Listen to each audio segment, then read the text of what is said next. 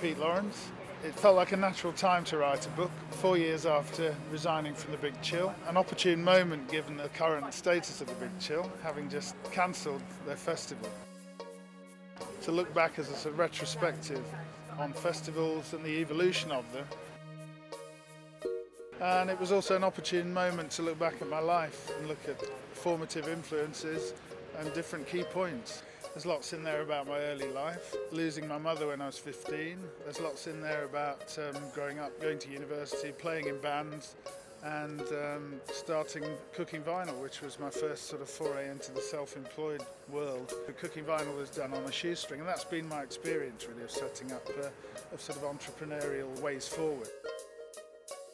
We went to see the chairman of BMG at the time, and he said, "It must be amazing to be #1 in the independent album charts. So it must have cost you what, 20 or 30? No, it cost one. What, £1? No, £1. There's lots on the beginnings of the Big Chill. I think people had decided they'd had enough of dancing, and we could go into a club and actually talk. At the time, there wasn't anyone doing the sort of Sunday multimedia club. When we started, it was me and Katrina out of a bedroom in Finsbury Park, so anything seemed possible. It was a utopian idea, and a lot of people latched onto that. We came up against the full might of legislation in terms of festival culture at the time. Managed to make it to the front page of the Dis Express. Is this festival rave?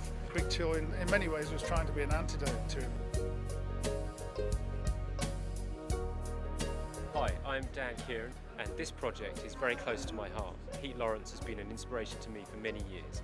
I went to one of the earliest Big Chills in the Lavatory Gardens, and what was fascinating about the Big Chill as opposed to the other corporate festivals is that you never worried about what you were going to see. You bought your ticket because of the atmosphere and the attitude that permeated through everybody and the festival itself. So this is a fantastic story, both as Pete as an entrepreneur and someone who's following his dream, and the battle between trying to marry those two seemingly intractable opposite things. We're also incredibly excited that Pete is doing a festival with Unbound this year. So on the 9th and 10th of June, there are only 500 tickets, but if you can buy one of those tickets, you'll be able to take part in our first festival. And it's completely unlike normal festivals. There's no publicised lineup, there's no VIPs, there's not even stages. The idea is that you're going to break the boundaries between the audience and the performers, which again is something that we're trying to do with Unbound. So I really hope you'll support this book. It's a great project, and Pete's life story is fantastic to read, and he's a brilliant writer. So please help us make this book happen. Yeah, I really like the idea of working with Unbound. The ethos works for me. The whole idea of crowdfunding is the way forward in many ways. And to crowdfund a book and to crowdfund what we believe is the first festival to be financed that way is really exciting.